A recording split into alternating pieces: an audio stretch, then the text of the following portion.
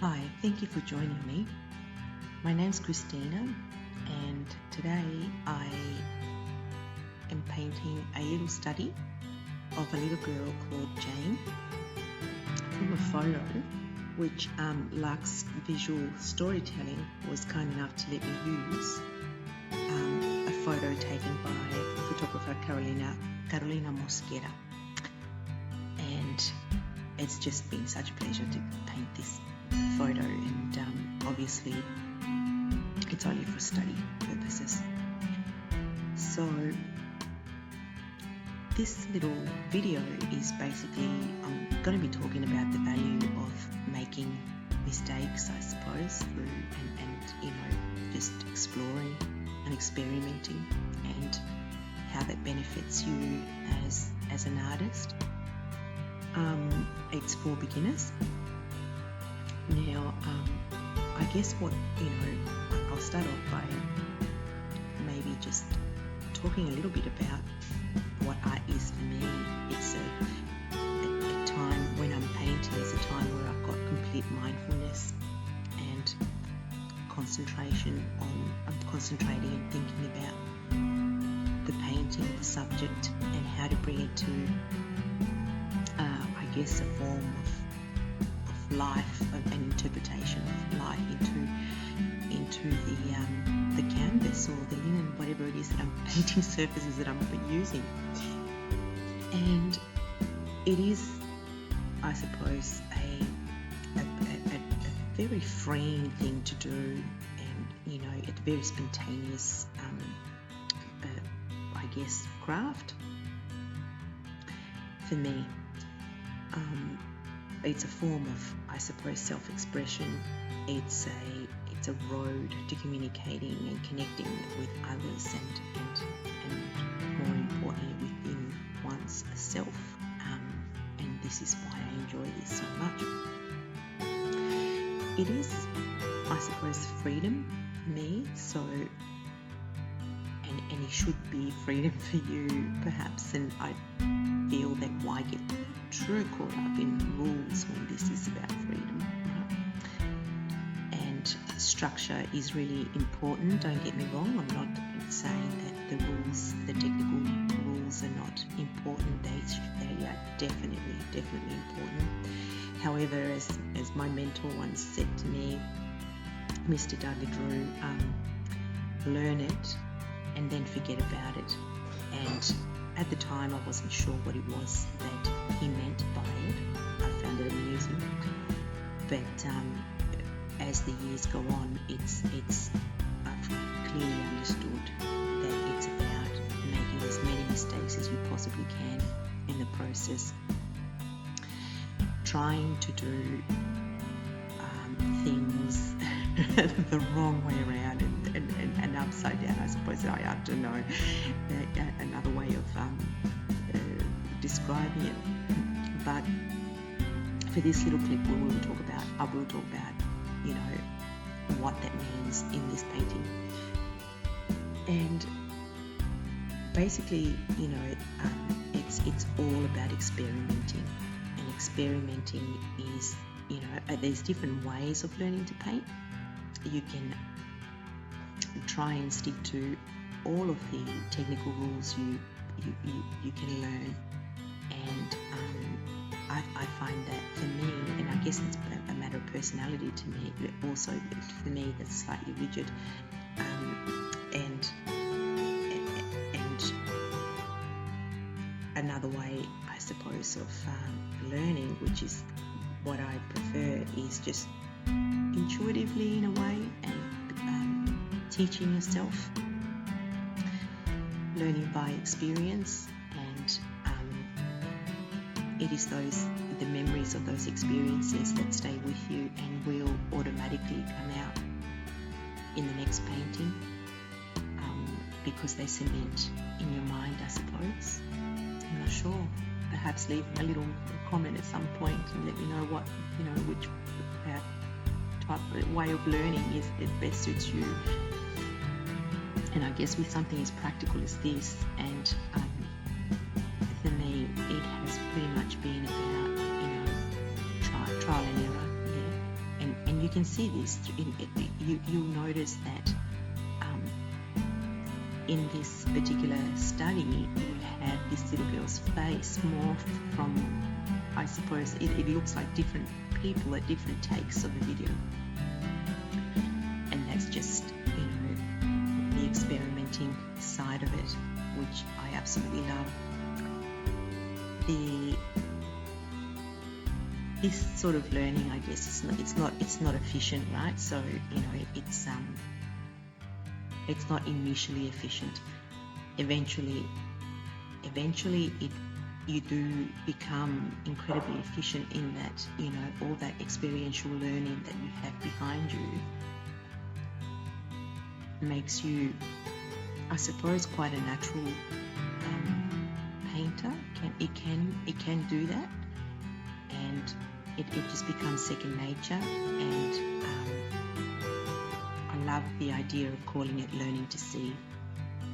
And this isn't a great example of that because I'm sort of working from a photo, but I will do another video on learning to see.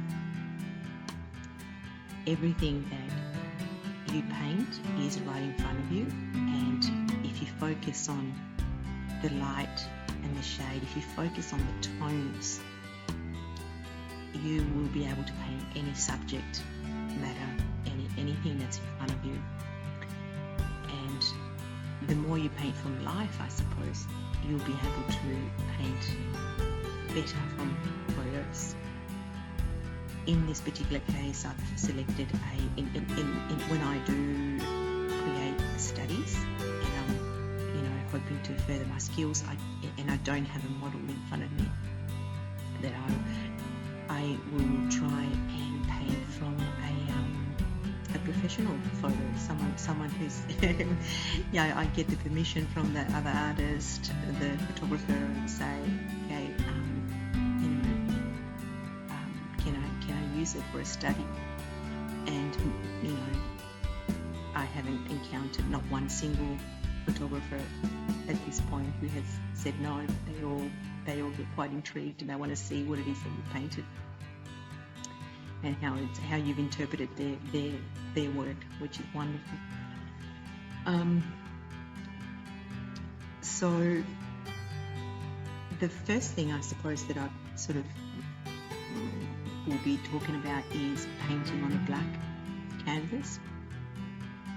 Normally the process, I use multiple processes to paint. I never stick to one. It depends on the subject matter. It depends on whether I've got a live subject in front of me or not. Is it still live? It depends on what lighting I have available, and also whether I've got the time to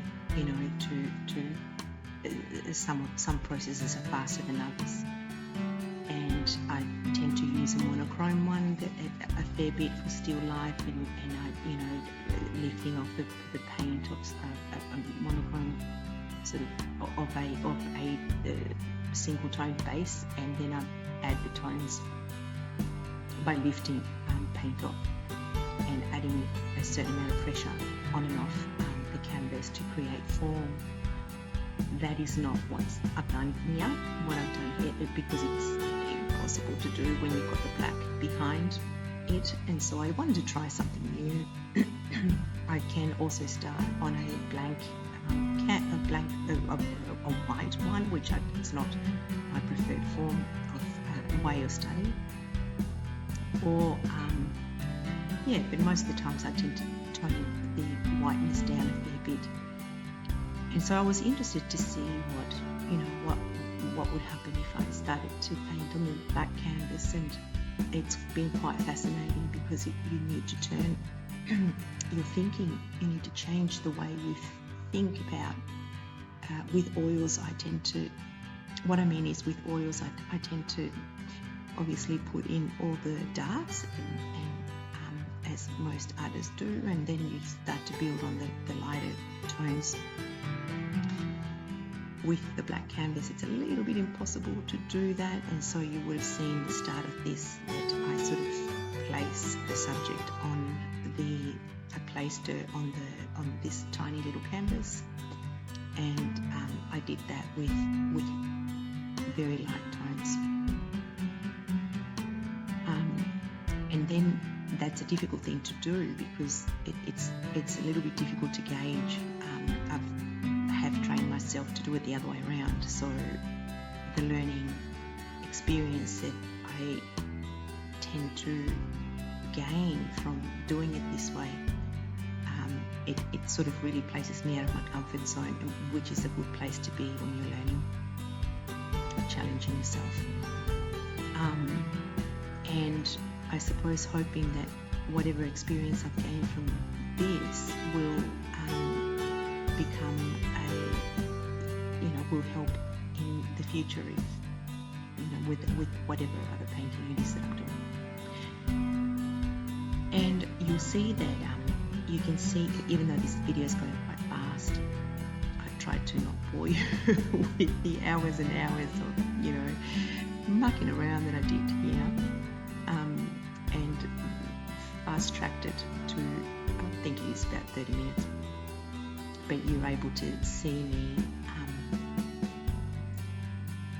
put on the lights, take them off, put on the darks, take them off, and change the shape, change the, you're able to see how I tend to play around with a lot of cool colours and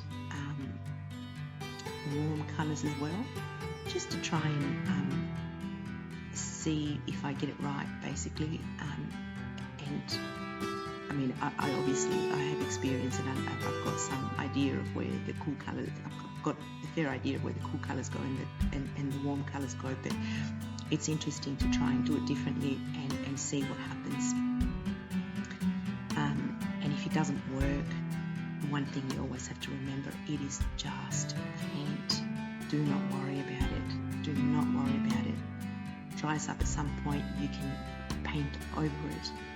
If that's not what you want to do, you can get a little bit of paper towel and just wipe it off, lift it off, and do it again. I feel that one of the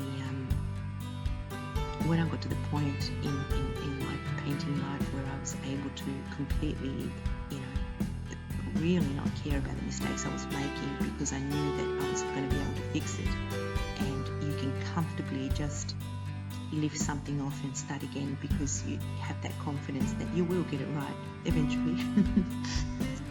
It's a good place to be, but it's not a place you can reach without allowing yourself to make those mistakes, to allowing yourself to completely deconstruct what it is that you've learned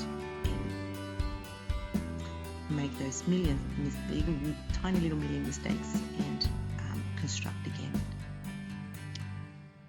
In this particular painting, obviously painting the eyes was a little bit tricky because it's so little, and this little girl, her eyes are just so vivid and the colour is so vibrant, and a fair bit of saturation, and that was a little bit hard. Well, I guess challenging in something that I knew that you have to try not to get too stuck with details. But in this particular painting, I chose to get stuck with that.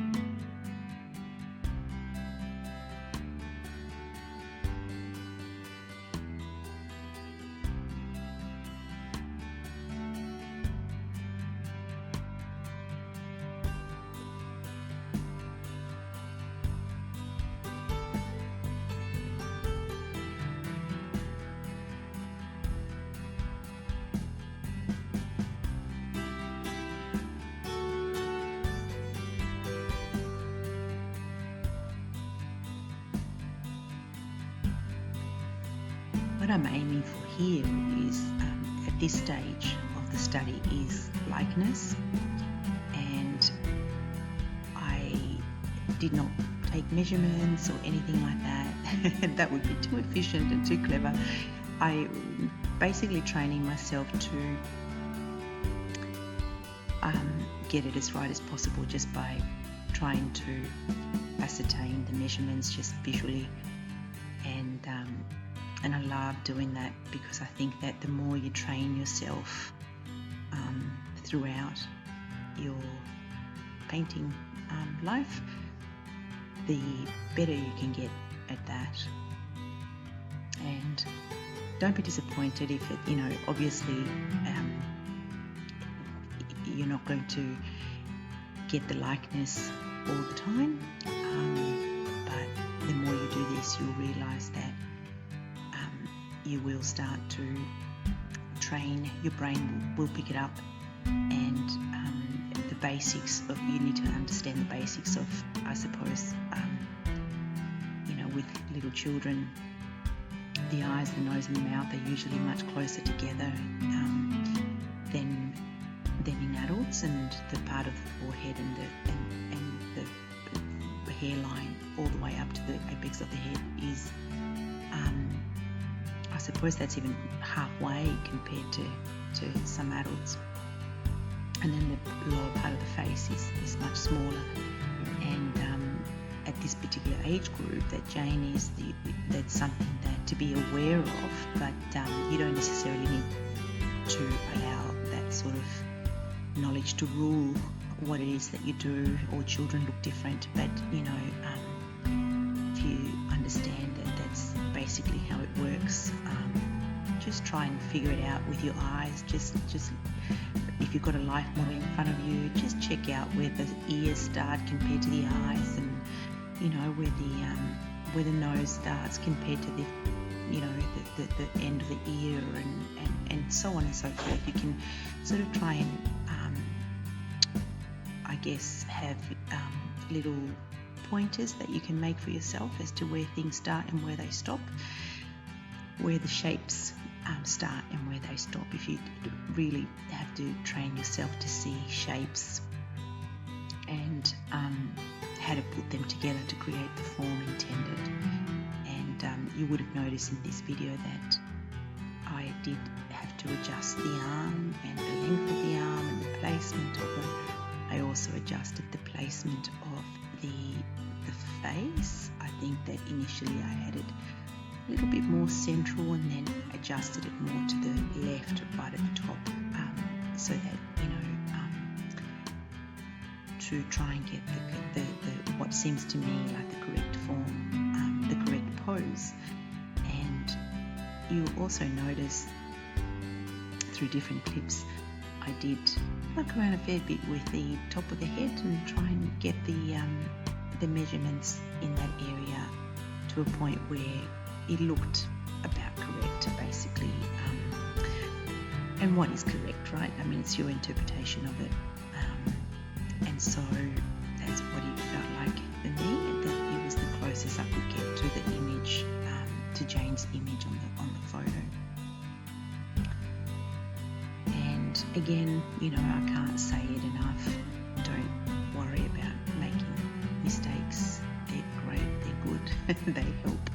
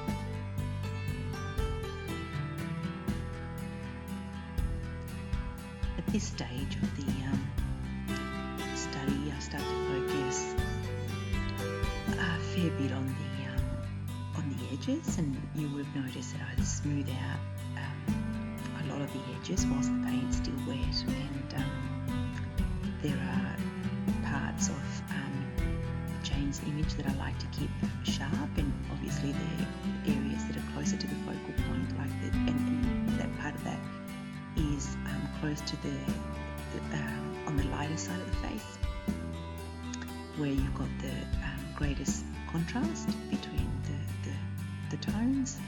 And the hair I've smoothed out a fair bit because it's hair, obviously, and I don't want the attention going to the hair, although this little girl's hair was just unbelievably beautiful, the colour, and it was fun to play with the colours to try and get the effect that I wanted, that her hair would naturally give out, it was quite, I had to use quite a vibrant red. It wasn't cadmium, it was something else. I don't have the paints in front of me at the moment to do with this voiceover, so but maybe I'll put it on the notes underneath. And what I'm also doing, what I start to do is I make sure that the darks start to go quite dark at this point, and I start to think a lot about the greys that I've got on the outer part of Jane's image, and towards the end I make a decision to darken those tones to get them quite deep, so that her image jumps out a lot more. And that's a choice that I think I was quite happy with. And of course there's also a lot of work that happened on the dress towards this point, and adding different whites. A white dress is never white. There's an incredible amount of grey tones in it, and then you'd want to put some cool blues and some pinks in it, and when the viewer's eye looks at it, the brain will interpret it as a white dress, but in fact there is no white in this particular dress, and so that's something quite fun to create, also to try and create that. The hand was something that it is a focal point too on that side, very close to the side of the face where it's lighter,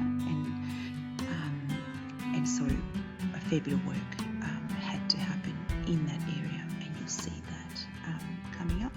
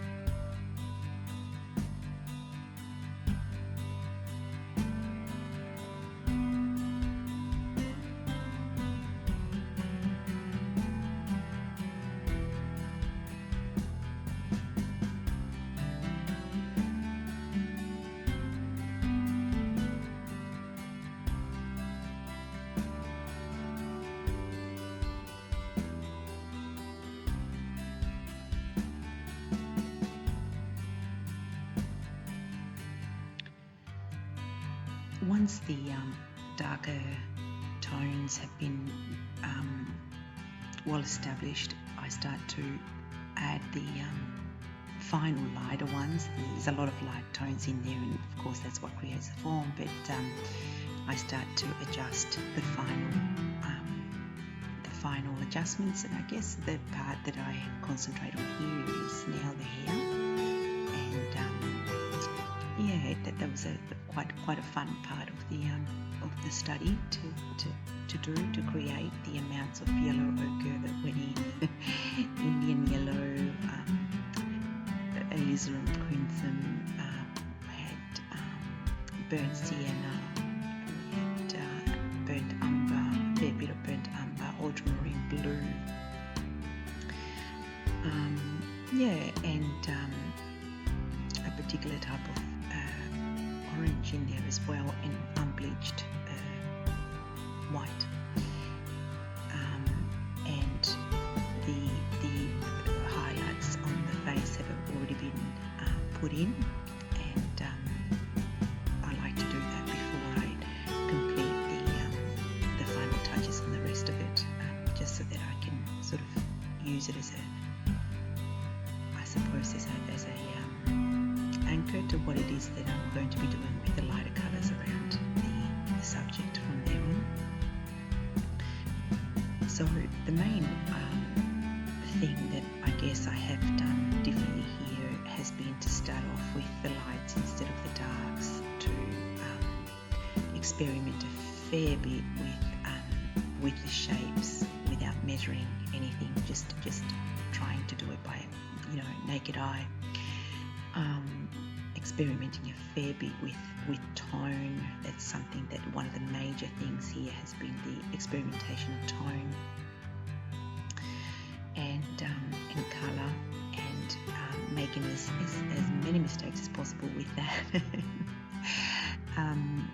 And obviously,